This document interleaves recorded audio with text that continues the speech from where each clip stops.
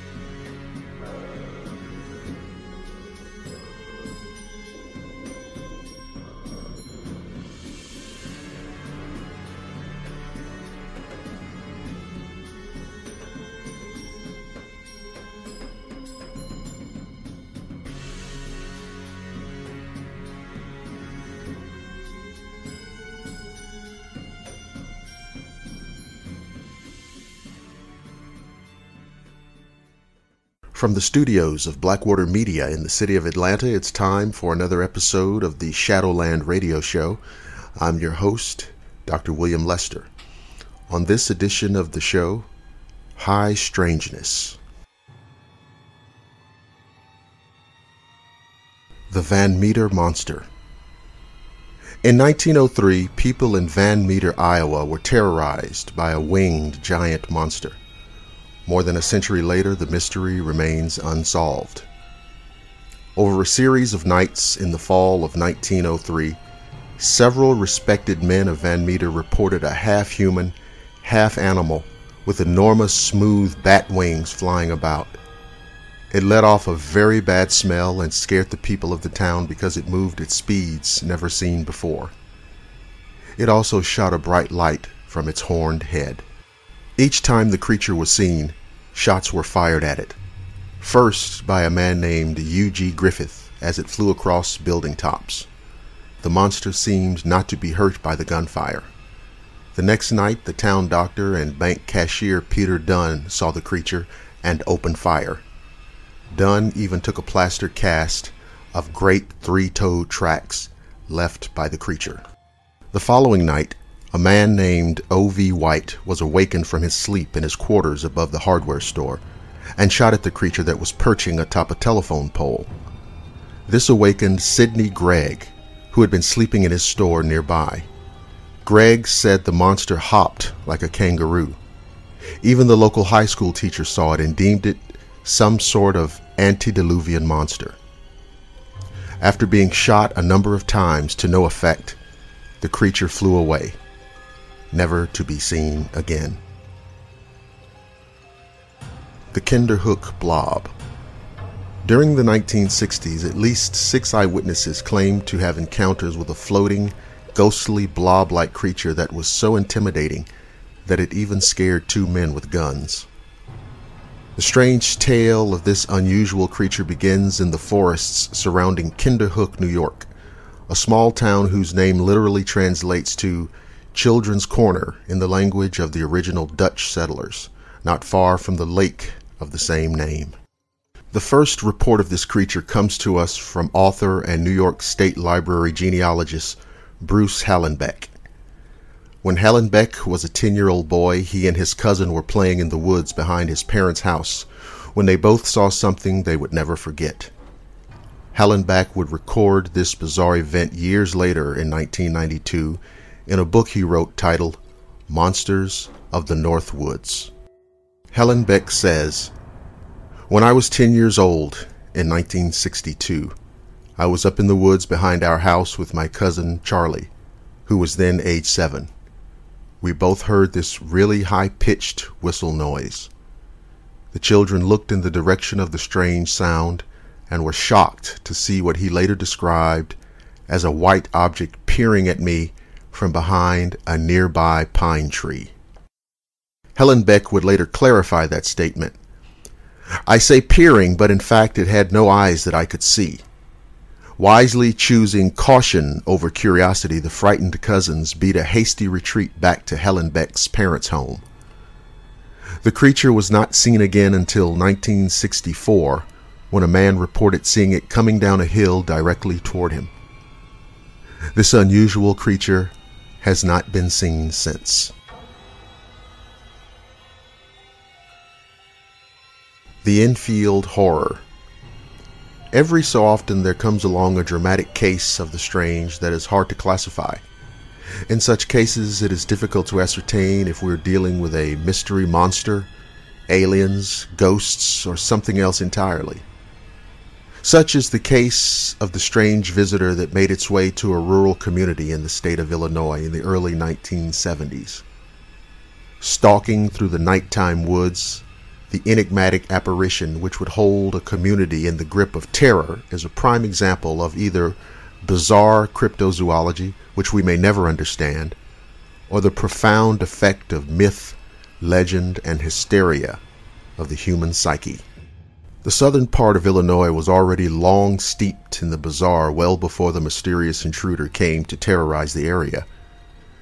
Native Americans and early settlers often told of experiencing a wide range of strange phenomena here, including seeing strange orbs of light, shadowy phantoms or frightening entities stalking the forests, and hearing bizarre howls, shrieks, or screams in the night. The native tribes of the area believed this land to be a cursed place prowled by evil spirits, and the region gained the intimidating nickname, the Devil's Kitchen. It was a place that has long been permeated with paranormal phenomena, and both settlers and Native Americans mostly avoided it.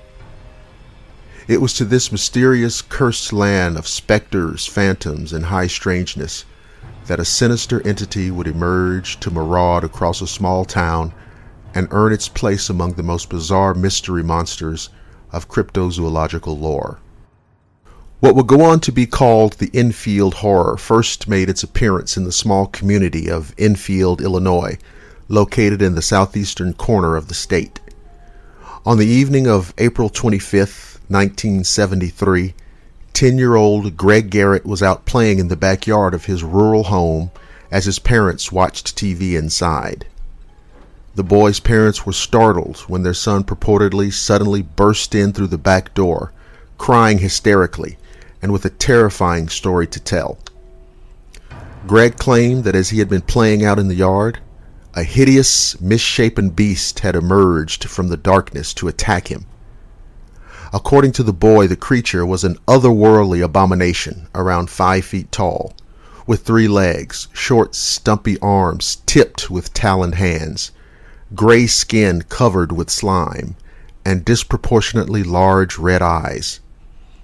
The malicious beast had then stepped forward and actually stomped on the boy's feet, ripping his shoes with its claws in the process, before he had retreated to his house in terror. Police who arrived at the scene could find no trace of the entity the boy had described. A mere half-hour later, the creature would make another appearance, this time in the yard of Garrett's neighbor, Henry McDaniel. It started when McDaniel's children claimed to have heard something scratching at the outside of the house, and when he went to investigate, he too heard the odd scratching noises. McDaniel at first thought it must have been some sort of animal, perhaps a stray dog or cat, and he went out to confront whatever it was. When he opened the door, he saw that there was no dog or cat. There, looming over the front porch, was a bizarre monstrosity which would prove exactly a match to the description of what little Greg Garrett had just seen a half hour earlier. McDaniel would later describe it to authorities thusly. It had 3 legs on it, a short body, 2 little short arms coming out of its breast area, and 2 pink eyes as big as flashlights. It stood 4.5 feet tall and was grayish colored. It was trying to get into the house. Fearing for his life, McDaniel slammed the door shut and rushed off to retrieve a pistol. When he went back to open the door, the monster was still there scratching away and reportedly hissed at the man like a wildcat. McDaniel then frantically fired several shots at the beast, hitting it dead on, after which it reportedly leapt away at a frenetic rate, allegedly covering 75 feet in 3 spectacular leaps before disappearing into the darkness. The terrified man called the police, claiming to have seen a monster from outer space, and when the authorities searched the area, they discovered a series of footprints that measured 4 inches across and looked like those of a dog, only with 6 toe pads rather than the usual 4, and seeming to be of something with only 3 legs based on the layout and the fact that one footprint was smaller than the rest. They also found some curious scratch marks on the outside of the house that corroborated the story about a creature trying to get in. Yet despite these findings, authorities were skeptical of McDaniel's spectacular claims. Nevertheless, whatever the creature was, it came around McDaniel's house yet again in the dark early morning hours of May 6th. This time, at around 3 a.m., McDaniel was awoken by his neighbor's dogs barking excitedly. When he went to go see what the commotion was about, he saw out on the railroad tracks near his home the very same monster he had seen before. The creature was described as casually lumbering along the railway tracks, and this time McDaniel did not shoot at it, but rather stared in puzzlement as it wandered about for several minutes along the tracks before bounding away into the darkness. McDaniel's bizarre account soon made the rounds, and before long word had gotten out about the Enfield Horror stalking the night. Visitors began pouring in looking to catch a glimpse of the creature, bringing a good amount of publicity that the small, quaint, rural town was not used to. It got to the point where the sheriff warned McDaniel to stop spreading his crazy stories in order to keep the rumors under wraps. Despite these threats, people continued to come to the town in droves. Although many of these visitors were merely curiosity seekers hoping to see the monster for themselves, others were more ambitious monster hunters who came armed to the teeth and dead set on actually bringing whatever the creature was down.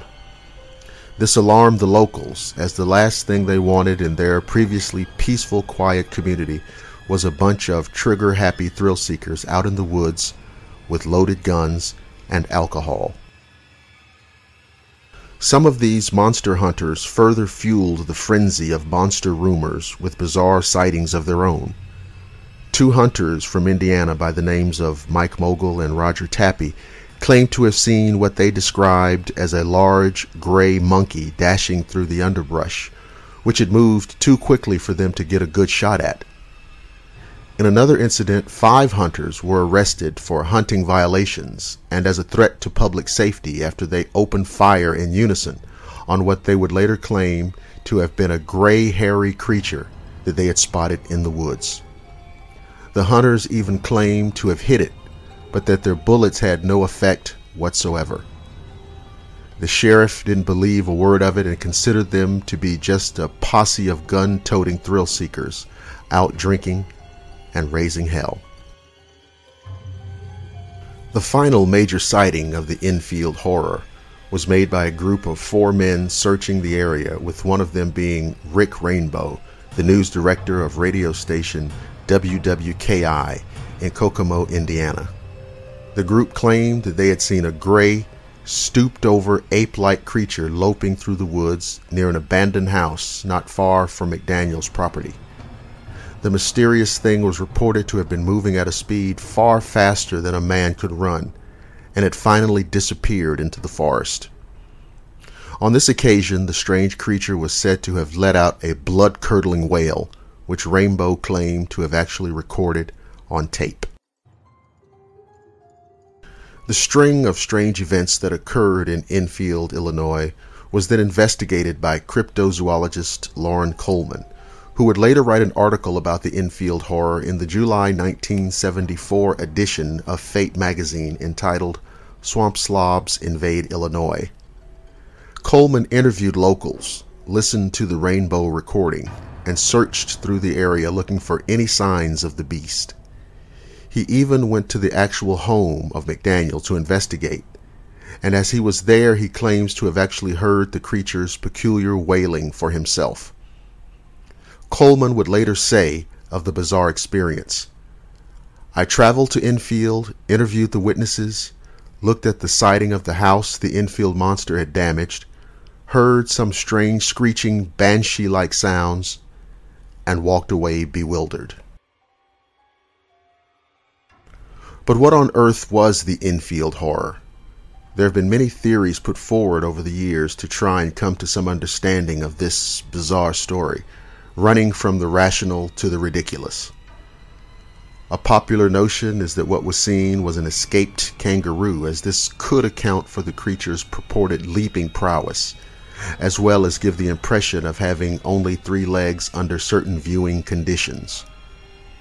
The problem is that a kangaroo really looks nothing like what was described, leaves different tracks than what were found, and when faced with this possibility, the main witness, McDaniel himself, flat out dismissed the possibility, stating that what he had seen was no kangaroo.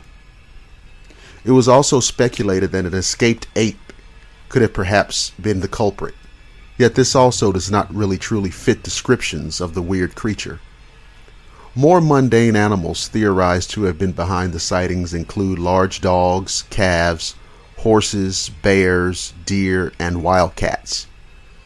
Other theories have branched out into decidedly more fringe realms, including the idea that the Infield Horror was a genetic experiment gone awry, an alien running amok, or even an actual, literal demon. Whatever haunted the woods of Enfield, Illinois in 1973, there can be no doubt that the anomalous manifestation that gripped that community in terror was a true example of high strangeness. And that concludes another edition of the Shadowland radio show. Thank you for listening to the program. The show can be heard on the Blackwater Media YouTube channel, the Shadowland Radio Show Facebook page, the Institute of Metaphysics Facebook page, and Google+. I'm your host, Dr. William Lester, and I promise to see each and every one of you again on the flip side.